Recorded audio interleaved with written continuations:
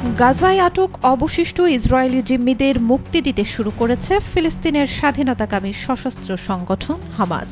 স্থানীয় সময় সোমবার সকাল ৮টায় শুরু হয় জিম্মি মুক্তির প্রক্রিয়া।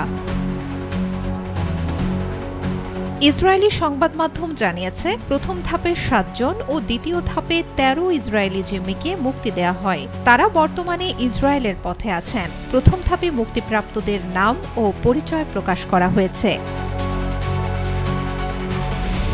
মার্কিন প্রেসিডেন্ট ডোনাল্ড ট্রাম্পের ২০ দফা শান্তি পরিকল্পনা মেনে গত শুক্রবার গাজায় যুদ্ধবিরতি কার্যকর হয়। কার্যকর হওয়ার পর হাজার হাজার ফিলিস্তিনি গাজা নগরীতে নিজ নিজ ঘরে ফিরতে শুরু করেন।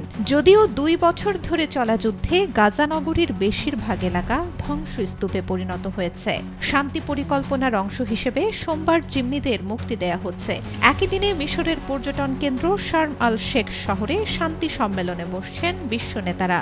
সেখানে হামাস ও ইসরায়েলের মধ্যে হওয়া যুদ্ধবিরতি চুক্তিতে স্বাক্ষর করতে পারেন ট্রাম্প। এর ঠিক আগে রবিবার ইসরায়েলে পৌঁছেছেন ট্রাম্প। ইসরায়েলে যাওয়ার আগে তিনি বলেন, গাজা যুদ্ধ শেষ হয়েছে এবং মধ্যপ্রাচ্য স্বাভাবিক হতে চলেছে। সোমবার ইসরায়েলের পার্লামেন্টে ভাষণ দেবেন তিনি। সেখান থেকে মিশরে যাওয়ার কথা রয়েছে তার। জিম্মিদের মুক্তিতে তেল আবিবে জড়ো হয়ে উচ্ছ্বাস প্রকাশ করেন হাজার হাজার মানুষ। একে অন্যকে জড়িয়ে ধরে আনন্দের কান্নায় ভেঙে পড়েন অনেকে।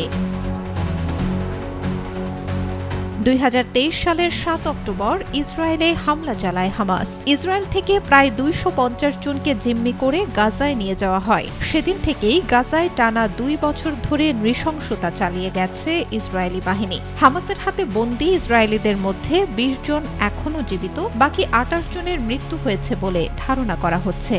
২০ জনকে ইতোমধ্যেই মুক্তি দেওয়া হয়েছে। ২৮ জনের মরদেহ হস্তান্তর করা হবে।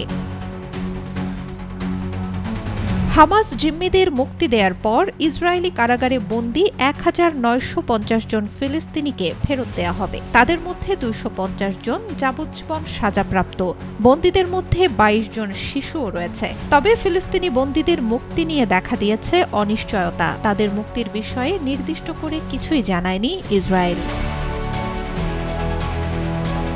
Desk report, B news 24।